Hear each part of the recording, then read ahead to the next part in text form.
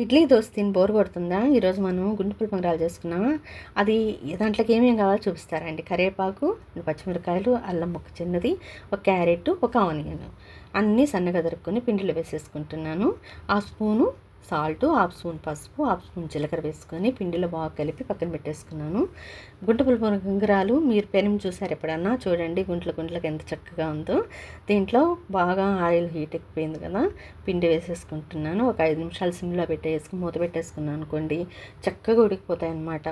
స్టిక్తో అయినా కానీ స్పూన్తో అయినా తిప్పేసుకొని 2 నిమిషాలు పెట్టేసుకున్నాం అనుకోండి, చక్కగా ఉడికిపోతాయి అన్నమాట.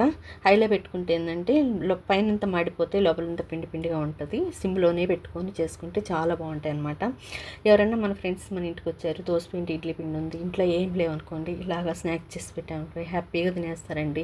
ఏదైనా కారపొడి ఇంట్లో ఉన్నది వేసేసి పప్పుల పొడి అయినా లేదా ఎర్రగారం అయినా ఏదైనా వేసి పెట్టేసాం అనుకోండి, చక్కగా తినేస్తారు, హ్యాపీగా తినేస్తారు. చాలా బాగుంటుంది టేస్ట్. మీరు ఎప్పుడైనా ట్రై చేస్తారా? ట్రై చేస్తే ఒకసారి ట్రై చేయండి.